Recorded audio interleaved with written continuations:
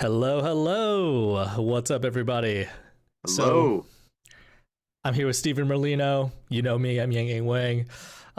Due to some unforeseen circumstances, we are unable to bring you the first episode of The Affairs of Wizards tonight. Don't worry, will be okay, and then we'll be back next week with the very first episode. But, we wanted to give you something. So, tonight I'm here with Stephen, and we're just going to chat. This will probably be about an hour. We'll see how it goes. But Oh as man. always, we have our wonderful sponsors to talk about. So if you're here from Idle Champions or you want a code, it's there in the lower corner, or you can type in !code for one of those Electrum chests. So Idle Champions of the Forgotten Realms is an idle video game. It is on basically every single system that currently exists right now, whether it is like the phone, your console, the PC, it is everywhere. And it contains a bunch of your favorite characters from D&D IP from all over. Including the video games, including Baldur's Gate 3, the tabletop RPG books, and novels, including Farida and Havilar from our very own Aaron M. Evans. That's cool.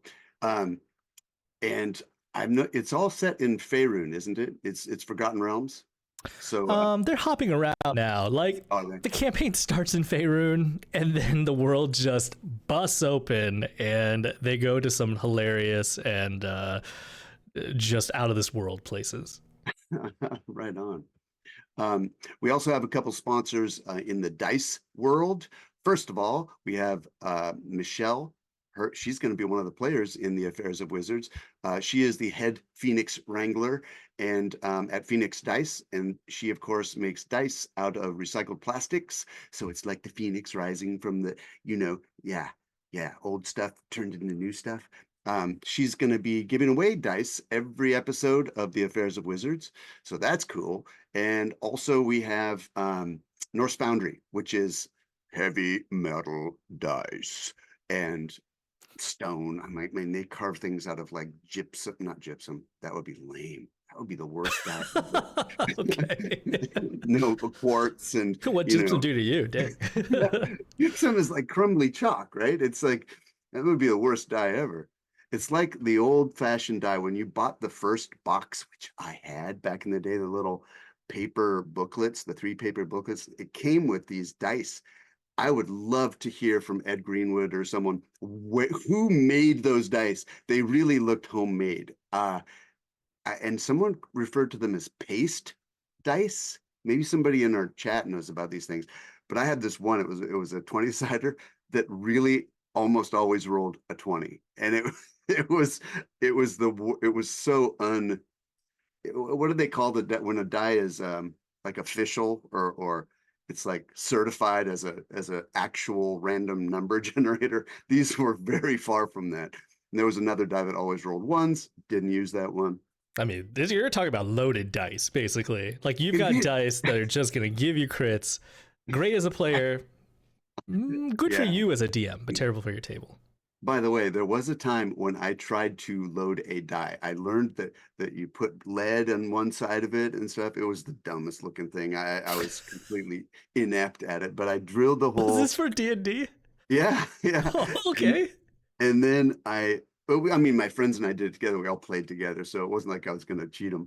But but I like crammed a fishing weight in there, and then I didn't know I had no way of covering it. So it was the dumbest die. Anyone looking at it could tell that it was loaded. But Okay. it was fun. It was fun because I knew there was a thing called loaded dice, and yeah, that was my attempt. I bet you Michelle could do it though. She could sell loaded I dice. mean, she We could, but I we don't could think talk she to her about that. does. All right, guys. So, Phoenix Dice does not sell loaded dice. No. I I'm mean, just saying. yeah, we'll ask Michelle about it when she Okay. comes on as a player next week. I wonder if Oh she's my ever goodness. had a request. I wonder if she's ever had a request for a loaded die. I have Maybe. I have to wonder, some of the dice that are clear and have like a little dinosaur or something in them, they can't be that legit, Oh, right? so actually, I have talked to dice makers about that, and a lot of them do make sure that whatever they put in is weighted correctly so that it doesn't become a loaded die, like that it Oh. rolls evenly. Okay, so it must have to be the exact same density and material and everything, just a different color, maybe. Uh, Right. I mean, there's various things. I think one of the easiest tests that you can do is put a die in water and then spin it. And then, like, whenever it comes up, if it keeps coming up like the same number over and over, you kind of oh, know it's uneven. interesting. Okay. Yeah. So like you could go to the dice store with a little cup of water and just keep checking dice until you get one that comes up with a 20 all the time and be like, that's my die. I mean, you I'm talking, could. I'm talking like I would cheat. I wouldn't, but I think it's just the concept of it is, Dude, is I was just fascinating. imagining you going into a dye store with a cup of water and then everyone just staring at you like, what the heck? You're just Uh, getting all the dice wet. no. Yeah, I don't know. I was just channeling Sturge there for a second. Although Sturge Yeah. wouldn't really do that either. That wasn't his style. Actually, we'll get to these questions, that sort of question, in a bit. But let's start off with just asking you about the affairs of wizards. So, Hmm. Stephen, why Yes. did you want to make this module? Where did this begin? Honestly, I've wanted to make a D&D module forever, and I did make some that were I didn't know what I was doing back in the day, and now that I know a little bit more about writing and more about publishing, uh, it's a lot easier to do. It's still, but game writing is very different than novel writing, which I learned quickly. My first draft of this one, I tended to want to write dialogue. So I would, and there's no room for that. And DMs don't want to read your dialogue. They're going to improvise the characters. So, there was a learning curve, but I've always wanted to contribute something to the D&D universe, because it's something I love. And so just, it's kind of the same thing as why I wanted to write fantasy novels, because it's my favorite thing in the world, and I wanted to contribute something to a trilogy at least, right? Um, I can still remember a conversation with a friend on the way up to the ski mountain one night. We were in the back seat. We were like 12 years old, and I was like, I'm going to write a trilogy because we were reading Lord of the Rings over and over, and The Sword of Shannara, although we never got past the first book there. I wasn't really into the Elfstones ones, but yeah. So as for this specific um, adventure, I can't tell you what the genesis was. Well, I can tell you that because it would give too much away. But um, I was playing a game with some friends, and a creature. I I I don't know how I came up with this creature, but it was a concept I thought was hilarious and compelling as well. So I created this creature, and its story became so interesting to me that I could see a much larger story uh, behind it, and that sort of just stayed in my head and marinated for a long time until I decided, after writing my second fantasy book, I was really burned out. I needed a change from that series just to refresh the creative juices. So I thought, okay, yeah, this is the time. This is when that creature comes out and its story comes out, and it really turned out to be just as much writing as writing a novel, in the sense that it's really three books. It'll be three modules really, that stack onto each other and tell the same story. But you could run them conceivably in any campaign if you know, if you wanted. Uh, Yeah, let me pause you real quick. So, okay. a lot of people begin off their creations with a plot. Some people begin off with like a world. Some people begin off with like a character and a voice. So you're telling me you began off with like a creature, like an encounter, and you spun No, off. no, the creature really is a character. It's not human. It's not even humanoid, but it had a very specific problem, which Mm. could could let me see. It would be comparable to uh the Dark Lord's problem in The Lord of the Rings, right? He's sort of been sidelined because he can't find his dang ring. Um, and this creature, although it's not like it's not an evil lord or something, but it also has a problem. And that just forms a background of I mean, you've play tested it before. You cannot, you right now you're going, I don't know what he's talking about, what creature he's talking about. That's correct, because it's the it just the lore. I started with the lore that centered around this one creature. And I mean, you won't learn until, although you wouldn't learn until maybe the third book in it, the third Hey, you module, know, Act 3. NPCs got a problem. Players provide a quote unquote solution.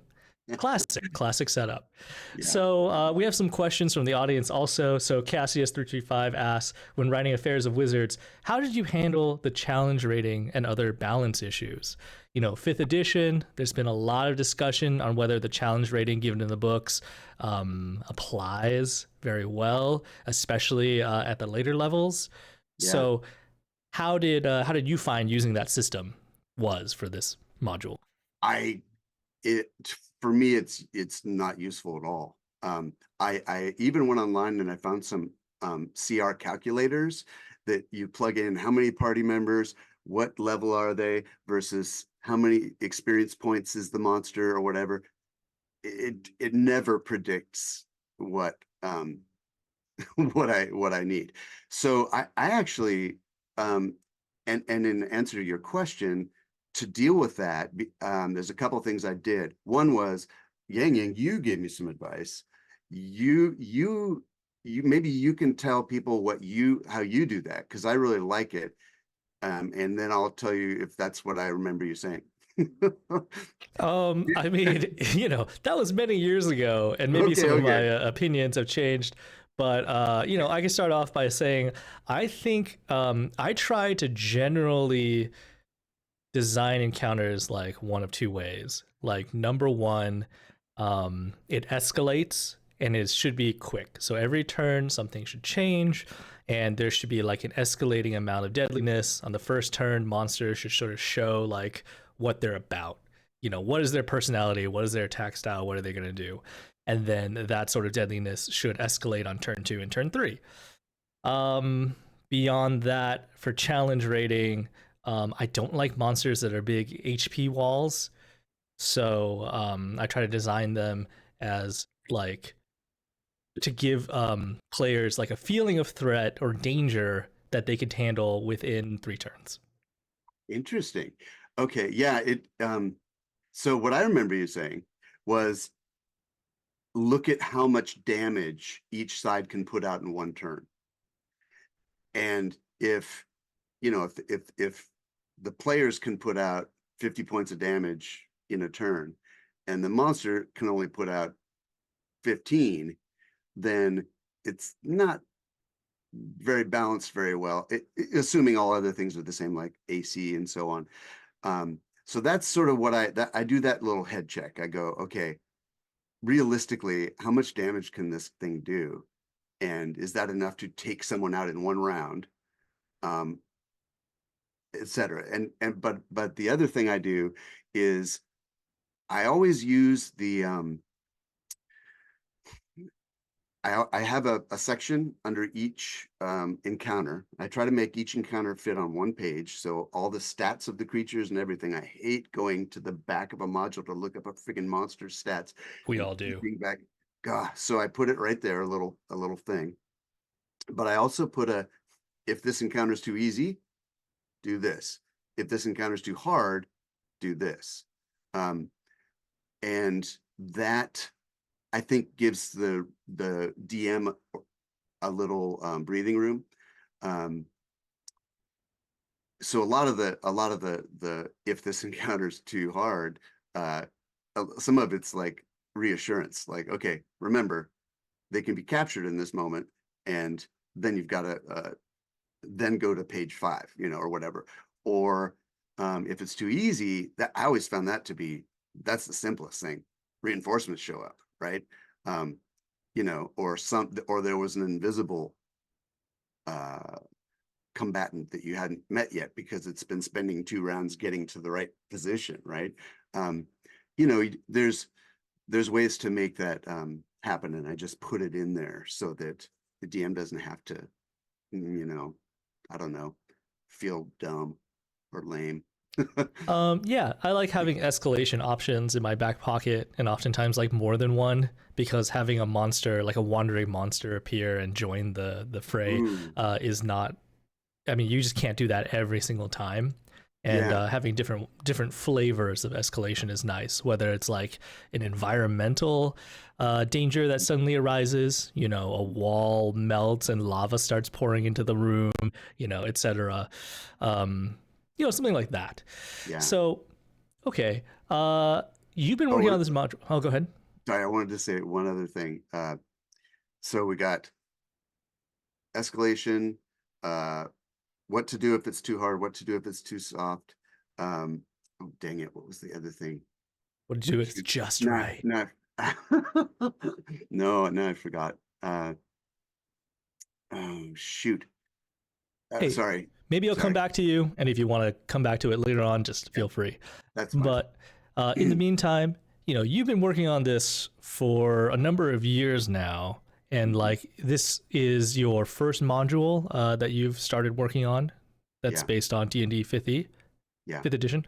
Okay, so what's something unexpected that arose while you were writing this module? Like something that you know you learned, or maybe like a tool that you found that's extra useful, or maybe like something within your own tastes and preferences that you didn't think you had, but you found over the course of this.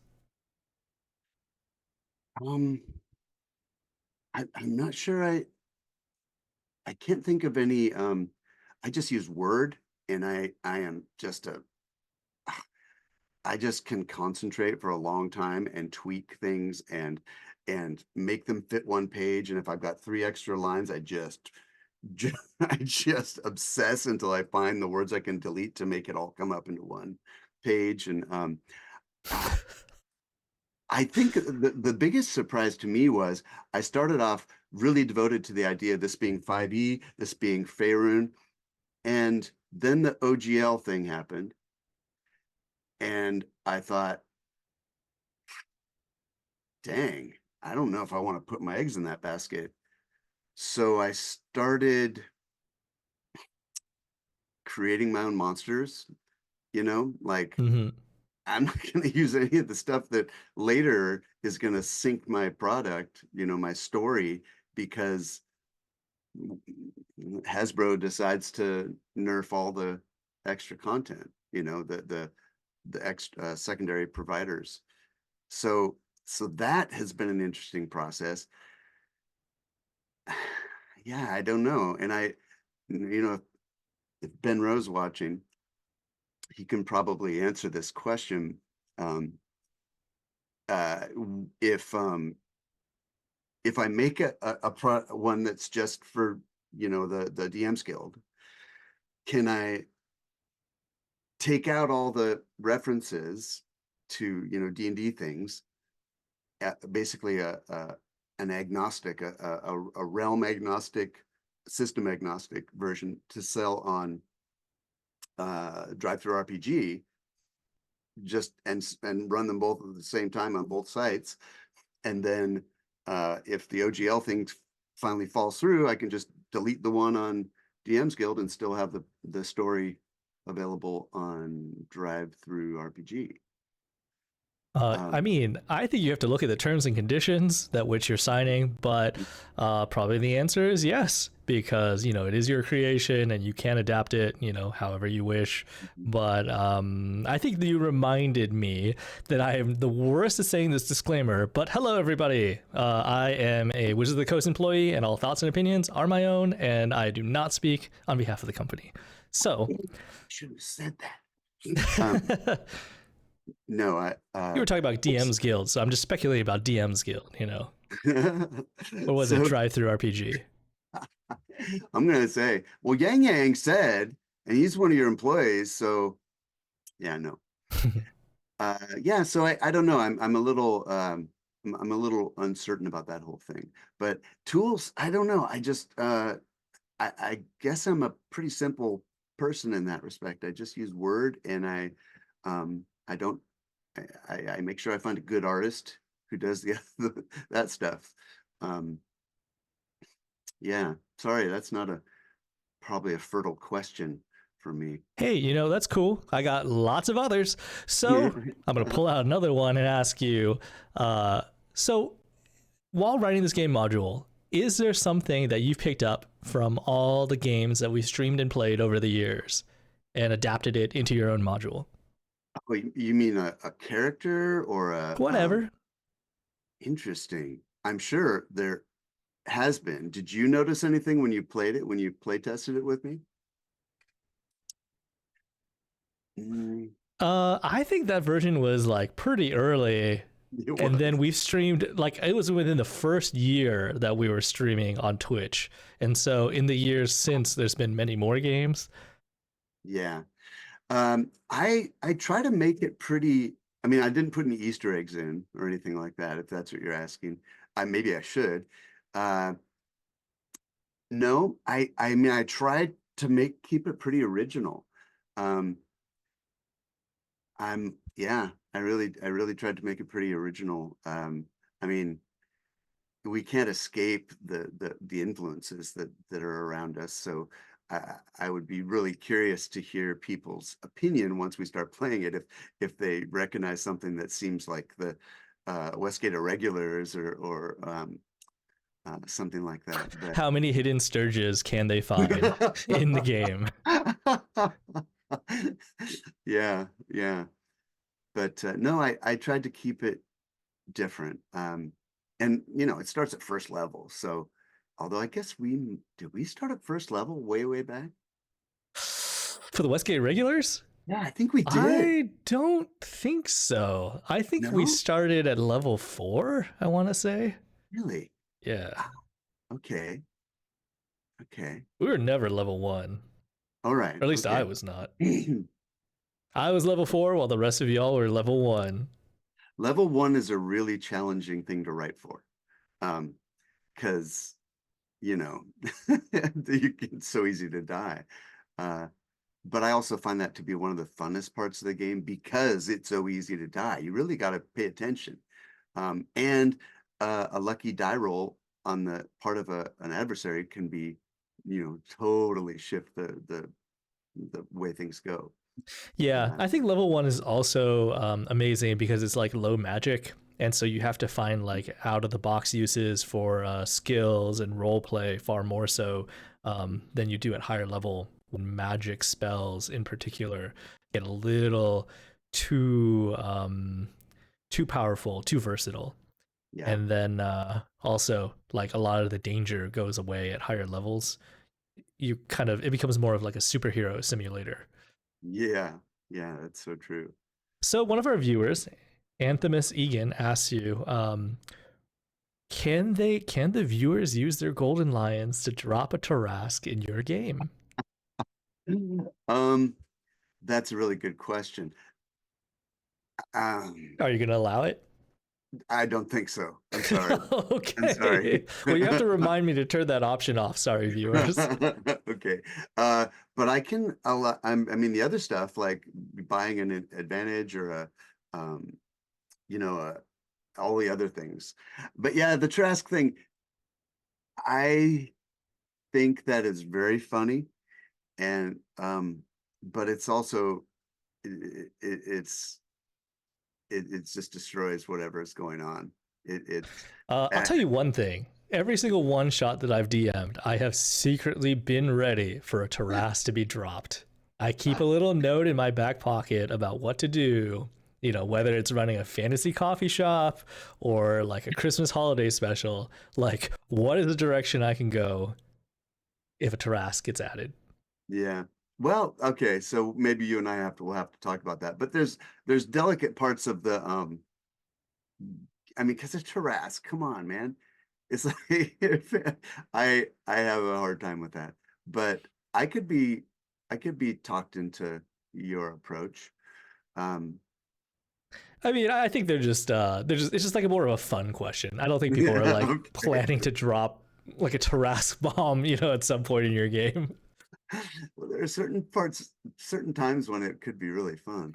But other times when it would just completely destroy the scenario. Okay, so in writing this module, I take it you've played like a number of D&D modules throughout the years, right? Yeah. What are some of your favorites and any highlights from them?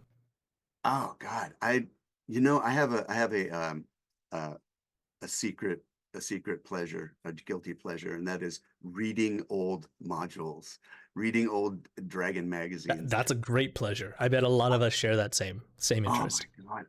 There's something about it. It's almost like, I mean, you're really experiencing the designer's thoughts after them. Um, I just find it to be really very satisfying. Um, so there's so many that I played when I was a kid, and I remember this one with slave pits and these ant-like people, ant-like creatures. You remember that one? Mm-hmm. Well, I remember the ant-like creatures from the D&D settings. Yeah, and they were slave pits of the something something. I mean, is it Dark Sun? Is it in the Dark No, Sun no, setting? Okay, no. interesting. But then we did the whole dragon, or sorry, the drow, the God, it was three giants ones, like against the giants, three modules. It was like, I don't know, hill giant, frost giant, fire giant, and then you went down into the underdark and fought drow and found out that Lolth was behind everything. Um, so those were interesting. I remember feeling like the giant ones were just like uh they weren't as interesting as the Lolth ones. Um, there's there's a whole new batch of them that have been redone into 5e and bundled into a book. I really would love to read that book, but I'm also Ooh. worried that one of my home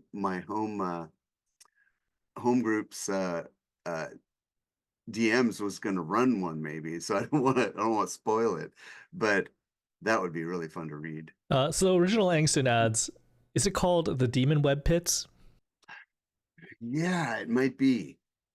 It might be. There's these slave prison things with no lid, no roof, and these ants are walking along the walls between the and looking down into the slave pits where the people are, and the ants have like four swords or two shields and two swords, and that could very well be the demon web pits. Um, yeah, so I mean, those are the ones I remember from when I was a kid, and they have really stuck in my imagination. Um, there was one called the Eye of the Serpent, which was a first level adventure. I think you get dropped at the top of a mountain in a roc's nest, and you have to escape down the mountain, or maybe you start at the bottom and you go to the top. I can't remember. Yeah, I don't know. What are some of the favorite ones that people in the chat have done? Yeah, let us know your favorite ones, and we'll see if Steven recognizes them. Also, quickly, for anybody who doesn't know what Dragon Magazine is, Steven, do you want to explain what Dragon Magazine is? Oh man, there's an archive online. And of course, it's not 5e, but there's so much stuff. It's a magazine that you could go and get at game stores. And there's at least 150 editions. I think probably more. I just can remember 150 is a number on one of them. But go to the Dragon Magazine archive online. It's free. It's all PDFs, and every one of them is a delightful mini module in it, and then other things like uh, rules questions and stuff. Man, it's wonderful. Oh, and there's a cool cafe in Seattle called the Distant Worlds. Used to be called Wayward Cafe, but they have a table, big table that is. They've got covers of Dragon magazines under a slick layer of epoxy. Oh, nice. Oh my God, it's so cool. All these covers, and yeah, it's a real pleasure to read those. It's kind of like if you've ever read or if you ever seen the one page dungeons that Oh, yeah. Mm-hmm. yeah, I mean that's another guilty pleasure, Yeah, read the ones that have won, there's a contest every year, I think, and some of them are really stick in my memory. Just like, whoa, that is messed up. That is messed up. I don't know what word I was expecting, but not that. Yeah, some of them, I mean, they really stick in my memory because they are messed up. Um, but yeah, yeah. So one So of my favorite parts about Dragon Magazine is spotting the names of some of our dungeon scrawlers in them. Like really, I've seen a few articles in there by Eric, especially wow, around Westgate. wow. So when did Dragon Magazine stop publishing? I do not know this fact, but the internet does, and maybe one of our viewers. Yeah, I would love for that to still be going. Um, I wonder, yeah, I have no sense whatsoever of who the authors were, but I it felt like, mean, D&D writers and yeah, contributors, yeah, game designers, artists, etc. It was yeah. published by TSR and then Wizards of the Coast, I want to say. Oh, okay. So yeah, I mean, I had it felt like Gary Gygax and his buddies were writing all the things, you know. Uh, but you're right. I'm sure it was lots of other people. Um, but if you haven't looked that up, look it up. It's a treat to read those PDFs. So you've played many different editions of D&D and tried many of the modules throughout the years. Mhm. Are there any house rules that you just absolutely love and you are going to incorporate in your game, The Affairs of Wizards? Um, House rules I love. I read a really hilarious one on online recently that involved a cat that would, if the cat goes on the table, you can't touch the cat. If the cat knocks over your figure, your character dies. No, your character's prone. If the cat knocks your Oh figure my off the god. table, your character dies. No, those are funny. That's Um, amazing. I love that. yeah, no, I'm pretty vanilla. Although maybe I'm just not. These things are so common to me that I'm not thinking of them. Um, I like I like our the dungeon scrawlers um, critical uh, double everything. You know, was it double max? Is that what it was? Max one die, roll the other. Right. Okay, I like that. Better than the roll 20 one, which is just roll two die. Uh, and I I kind of uh, no, I'm gonna stick with the 5e stuff because I don't want to but I'm open to cool house rules. Um right now I'm in a game where see ya. Sorry. that was a that was a quick segue. All right. uh, Real quick, it looks like the viewers looked it up, and Bookish Barbarian wants to add that Dragon Magazine print stopped in 2007, but the digital went on until 2013. wow. And Cassius 335 says that one of the two official titles there is one Dragon Magazine is one of the two official titles that was published. The other one was called Dungeon. Oh So that makes yeah. it Dungeon and Dragon magazines. Go Interesting. figure. Ah, man, that's such nostalgia. I love that. So I wonder when did fourth edition come out? Because did it stop when fourth edition came out? Was that a casualty of fourth edition, or I don't know. That seems like that might be. Um, yeah, Uh, that's an edition I never played.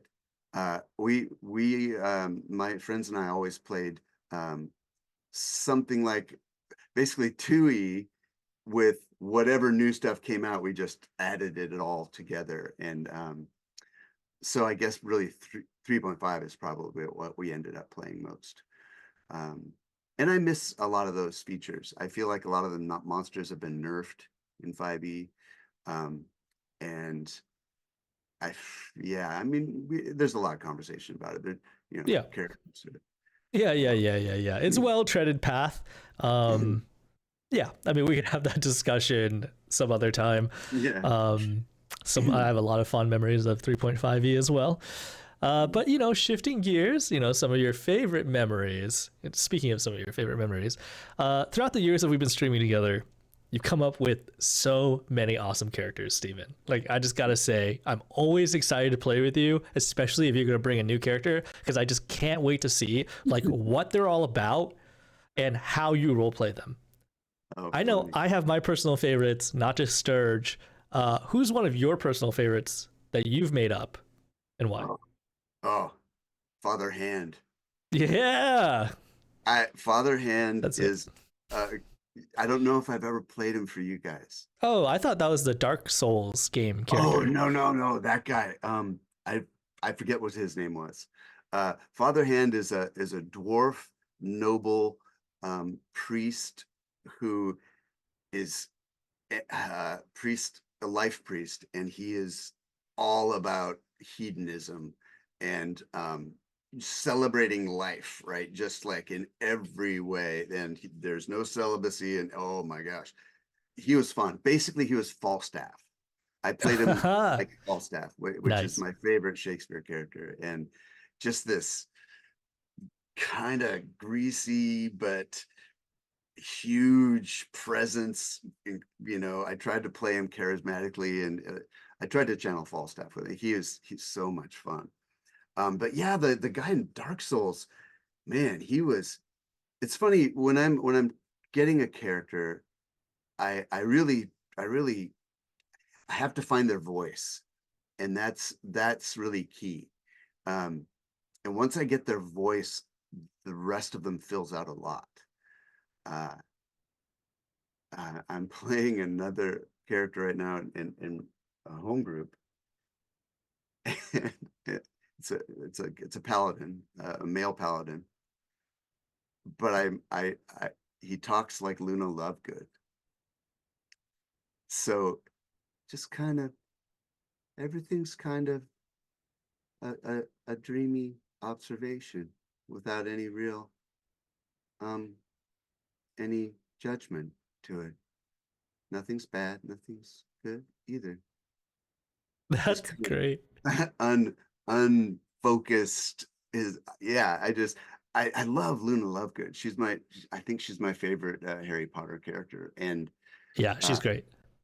and I just love how she's just kind of distantly reflective about everything. Uh but it has I think an interesting effect on the character because he's male and he has this like he's freaking ripped, but he has this voice that's kind of high and yeah, Yeah, I mean, but yeah, he's a buff dreamer. There's nothing wrong with yeah, that. Yeah, that's yeah, awesome. I think of him as a holy flower child kind of. That's awesome. Um, yeah.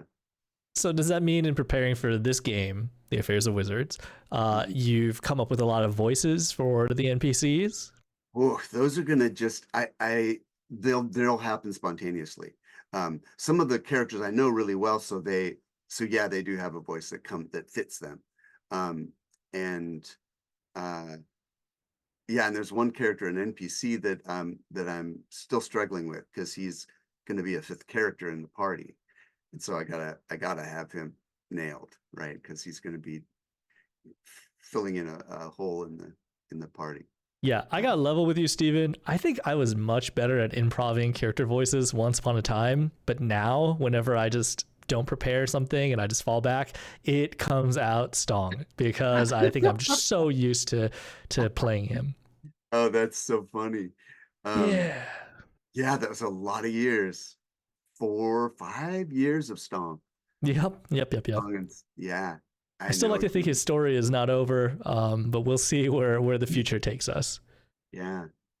So, some of the viewers have been talking some more about Dragon Magazine. Mm, Cassius says that there's an all digital Dragon Plus from April 2015 through April 2022. So, whoa. for 7 additional years and up to very recently, there's an all digital version of the Dragon Magazine. I didn't know that. I've never seen an issue. Is it like a subscription or something? I mean, I'd subscribe. That'd be fun. You get like a little right next to my National Geographic. Uh, I mean, it sounds like it's all digital, so it goes straight into Yeah, your I know. inbox. I know. So, Monk of Greyhawk says that fourth edition was 2008. So that is right after the date, I believe. Okay. Yeah. Um, and also, thank you for the sub, Monk of Greyhawk. We always appreciate your support. Original Angston says they used to do Dragon Plus on the D&D Twitch channel a few years back. A lot of episodes had Jeremy Crawford. And then Rumpus asks, so the character that you made, who was the character that you made for the Shia LaBeouf one shot that we did on Extra Life that one year? Chris DM'd it. It was, we start off in a small town, and we thought that there was like a monster in the woods. It might have been like a werewolf, but it turned out it was Shia LaBeouf. I can't remember that. Chris. Chris Carnahan? Oh, God, Taiwan Chris? I can't even remember that. I remember the joke, the Shia LaBeouf joke, mostly because I didn't get it. I don't know who Shia LaBeouf is. You don't know who Shia LaBeouf is? Okay. No, cool. But I got the gist of, okay, there's something here I'm missing, and it has to do with this person. I can't remember. Can the viewer remember and remind me? We could reference it at some point for sure. I remember you were some sort of like a priest with like a cleaver or something, maybe, but maybe my memories are getting jumbled with the Dark Souls one shot. Huh. No, I don't know. That I'll have to maybe go look it up. Do we record those? Yeah, they're on our playlist on our channel. So Rumpus says that he was also super confused when we cut to the Shia LaBeouf parody video, the musical number. For those of you who don't know, yeah, is this? I guess for those of you who do know who Shia LaBeouf is, but who don't know this YouTube parody musical, somebody wrote a song that basically is about Shia LaBeouf being a cannibal and like a cannibal killer. And they got the LA, I want to say it's like the LA orchestra or like queer choir to sing it and perform it, and they recorded it, and it's available on YouTube, and the video is amazing if you haven't seen it, and it's hilarious. And so there's a one shot based upon this, and we played through the one shot. We didn't know it was Shia LaBeouf until we got to the very end, and the big boss monster turned out to be him. So did we play our we must have just played the the game that we ran with him, the corruption, or what was it called? The Convolution?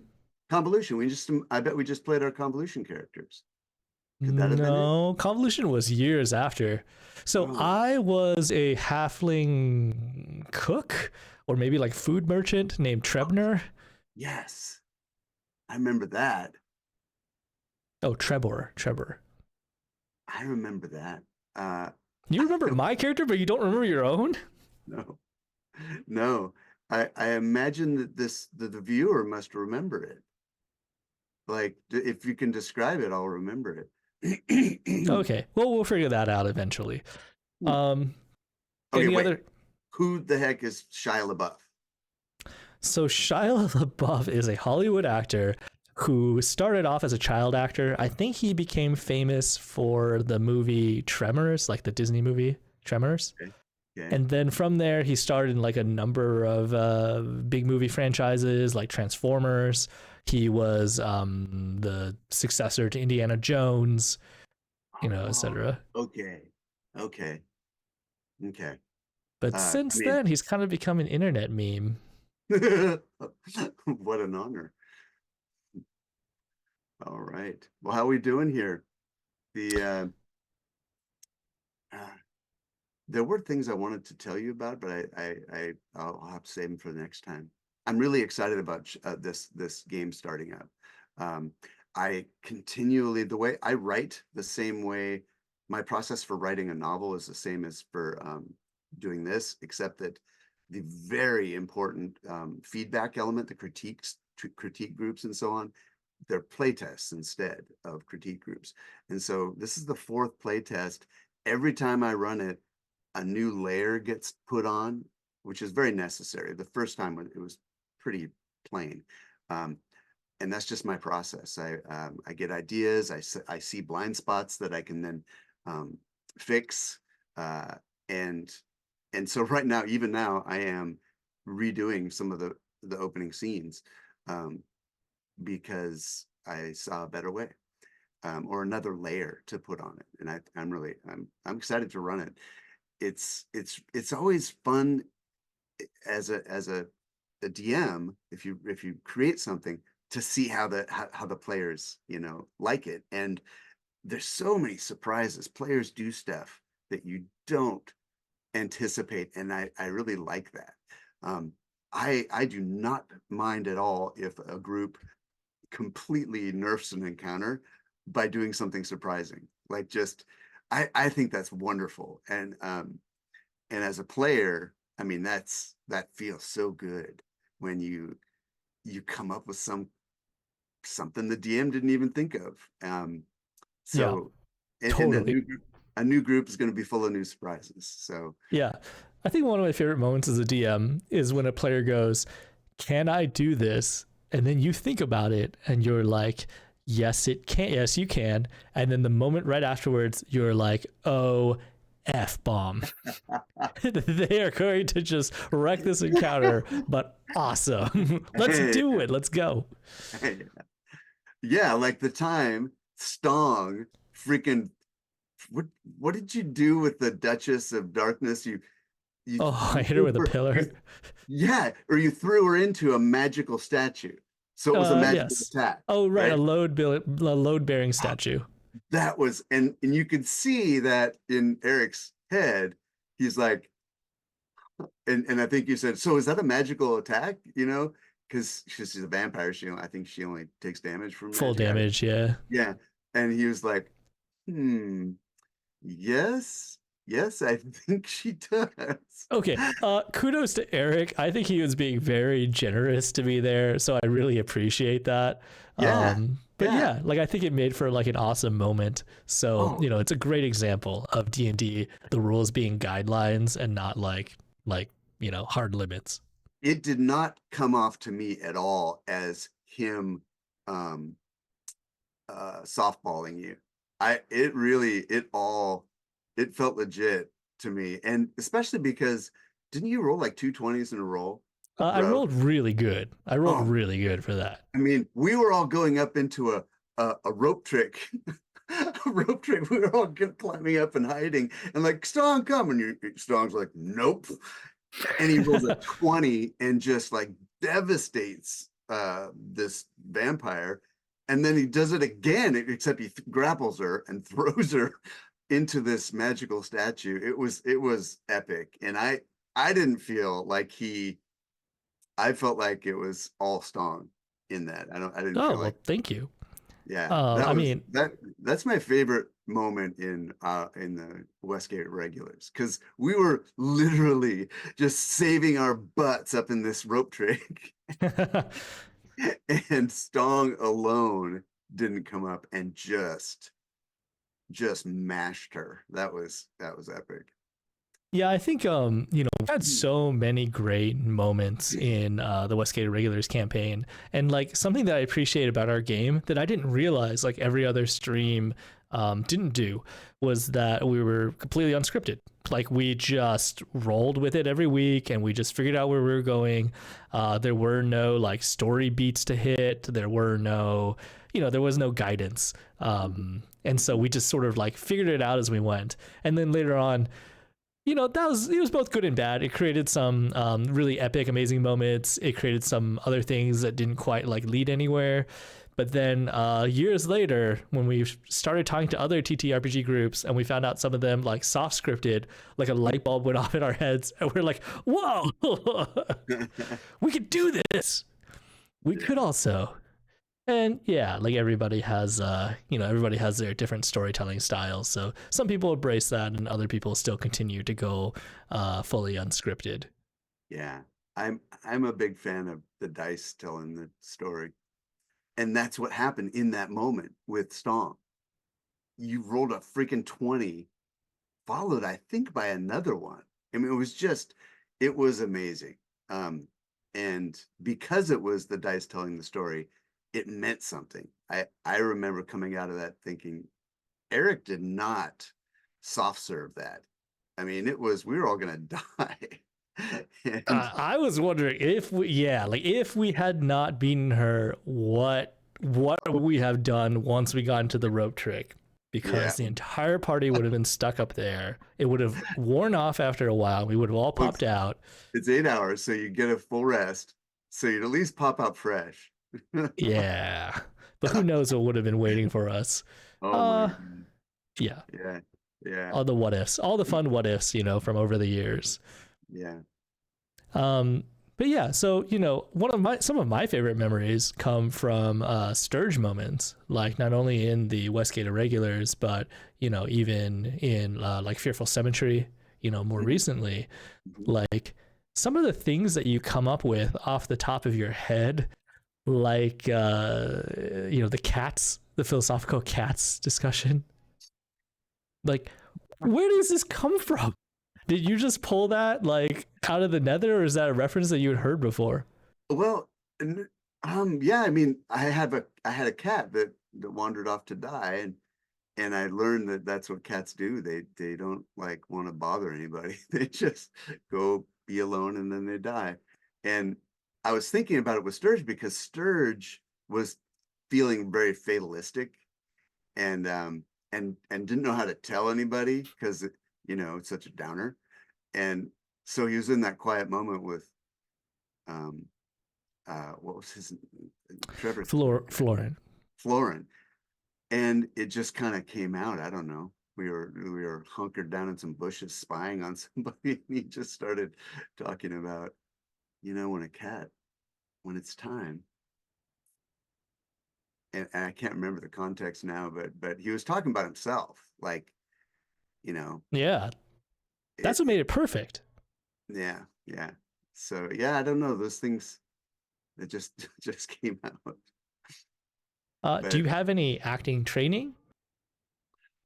I took one of the hardest classes I ever took in UW at the UW was acting 250. I don't think I did 251, but man, it was so valuable. I mean, it was a really good program, and yeah, and I learned the method of acting, but I mean, I'm not an actor. I'm not a uh, my sister is. So I've learned a lot from her. Um, but yeah, I mean, I have dreams about acting. I have dreams about being in a Shakespeare play and being like Hamlet and not remembering. Oh my Yeah, god. If you are ever in a Shakespeare play, viewers, we all need to fly in and go view it opening night. Like, oh this is gonna be great. man, oh my God, I We'll hope make a it's better party of than my it. dream. Yeah. Yes. We'll make like Steven signs to hold up in the audience. We'll heckle you. It'll be great. No, you should hold up signs with my lines on them. Yeah, that's right. It'll be great. No, I literally have dreams periodically where how everybody knows a couple fragments of Shakespeare. Mhm. It's like I know what I'm supposed to be saying, and I can't remember my lines, but I just like fumble through in the most painful way, and the other actors are like trying to pick it up with me, but all I have are fragments of from different plays. It's so bad. It's like the showing up to school with your pants, no pants, that dream people talk Yeah, about. yeah, yeah. This is mine. It's yeah, playing playing a role. Original Angston says, do actors on stage wear mics now? It could be a problem. The first thing you should do is check whether your mic is muted, Stephen, because you've got history of that. Good one. It So Rumpus adds that your character's name was Vorus the Unpleasant. oh yes, and Boris became, yeah, he and that guy came from a piece of art that was in I think it might be the D&D Beyond. You know how you can choose a little portrait? They Mm-hmm. have like some stock portraits. Yep. Well, there was one with like these weepy eyes, and Boris had And so that's where that came from. I got inspired from a piece of that art. Voris the Unpleasant. Yes, he was awesome. I don't remember his voice though. Um, I think it was deep and gravelly, like low, haunting. yeah, I mean, I ended up playing him again for Convolution, uh, a Ah. rebuild, and the way he talked was like all the inflections were wrong. He Mm-hmm. he spoke.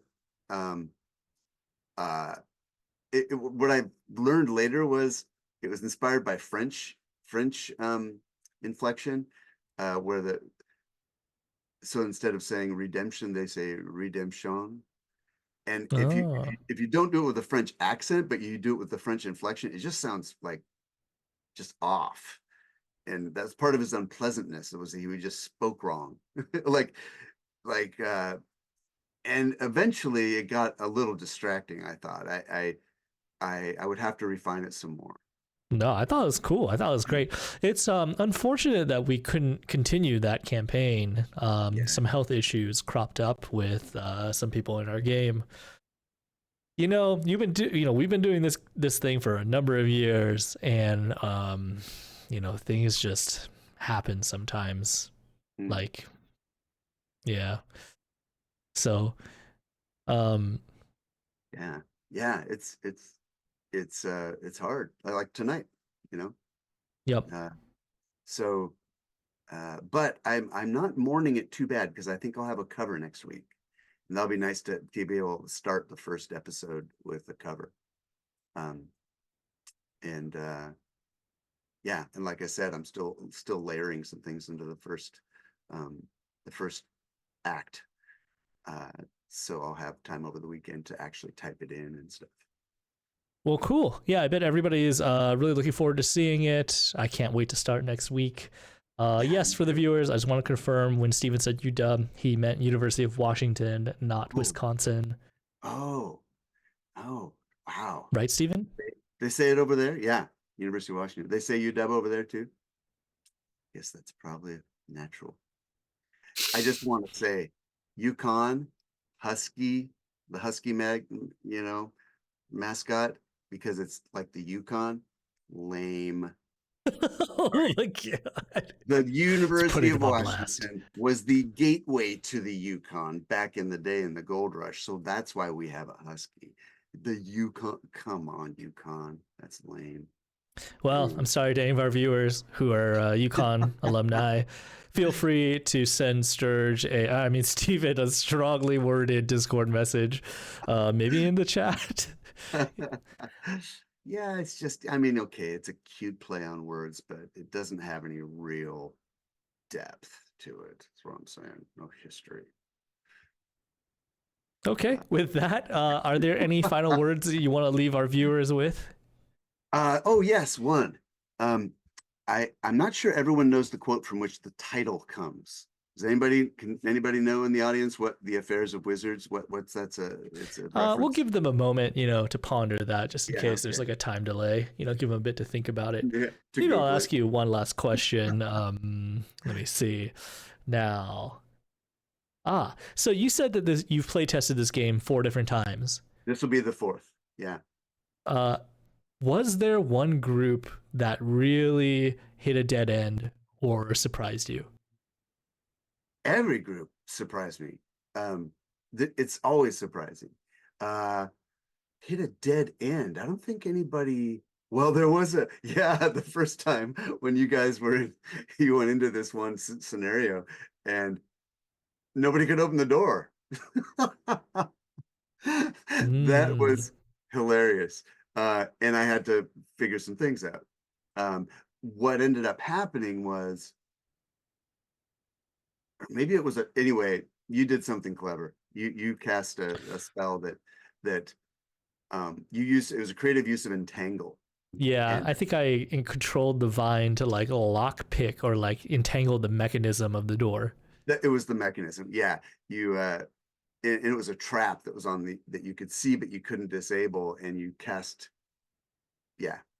So but yeah, there was that was pretty funny moment as a DM, like, oh, Okay, well, if they can't get past this door, I guess one die roll should not determine the rest of the adventure. We're just gonna turn around and go back home. All right, good Yeah, times. yeah. Okay, so we have a few submissions from the viewers. So, Rumpus Imperator asks if it's from a quote: "Do not meddle in the affairs of wizards, for they are subtle and quick to anger." Yes, yes. Who said that? Rumpus, No, I mean, but whose quote? Well, who's the quote from? Who said it? In he literature. didn't mention who the quote is from. Oh, Gandalf. Mm, Gandalf said that. Lord of the Rings. Yeah. So that's yeah. So I just wanted to say that. That's where it's from. Nice. Are there any other Lord of the Rings nods in this adventure? um, maybe. They're unconscious if they are, but I can't get away from it. It's my roots. Yeah, everything has some nod to Lord of the Rings. Everything fantasy. Okay. Yeah.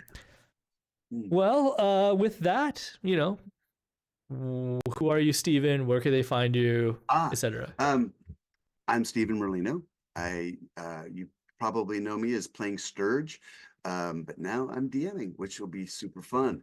And I'm writing this, the Affairs of Wizards campaign, and it will be available eventually. I was going to run a Kickstarter during this, but it's really not ready for that yet. So that'll come next time. You can find me kind of on Discord. I'm just not a social media person. I have to face it.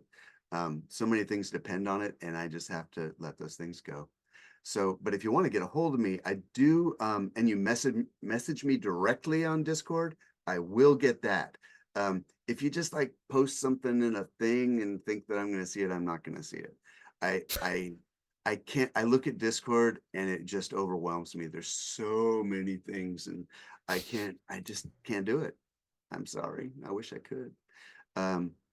Hey, I'm getting there too. This new Yeah. job has been keeping me very busy.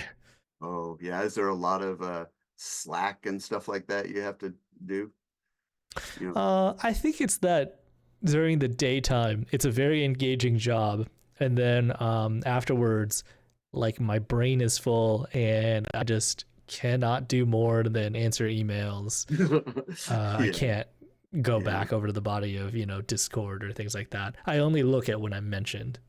yeah, yeah. Well, so here maybe you can help me out with this Discord little problem here. Help Grandpa out. The Sometimes there's a little notification that says someone mentioned me in like the tavern or stream chat, and then I go to that thing. What post is it that I was mentioned, and I have to scroll and look for? I can't do that. Is there an easy way to find the Oh yeah. I'll teach what you is after this, but okay, in a nutshell, okay. there is an inbox button, and if you click the inbox button, it shows you all the messages that do have your mentions. And if you So I don't click even it, have it'll to. jump right to it. Okay. See, that was easy. That was easy. But yeah. So yeah, but direct message me on there. I know where that is. That's cool. Yep. Hey, I'm Ying Wang. Like I said before, I am a Wizard of the Coast employee, full time, working on Magic the Gathering. I can talk a little bit about the projects that have been formally announced. I worked on the Fallout Commander set Ooh, of Magic cool. cards that just recently dropped. I was one of the creative text contributors. And I worked on the Final Fantasy set that's coming out next year, and then I'm working on the Marvel set that is coming out later on. Interesting. Okay. Yep. Good stuff, man. Yeah, lots of my favorite IPs that I'm so excited to turn into cards and share with the rest of you all. I think the sets are going to be amazing, and it's just a lot of work and a lot of lore to wrangle. Yeah. Oh, I hope there's an X-Men one. I mean, who knows? I know you can't say, but there is one. Yep. But more to come. And if you want to tell me about any of your favorite Marvel things or Final Fantasy things, etc., I would also love to hear them. At me at Discord, or direct message me. I am not really on Twitter like Steven. So that's the best way to get a hold of me. And so until next week, where we will, knock on wood, begin episode 1 of the Affairs of Wizards, we'll see you then. Thank you.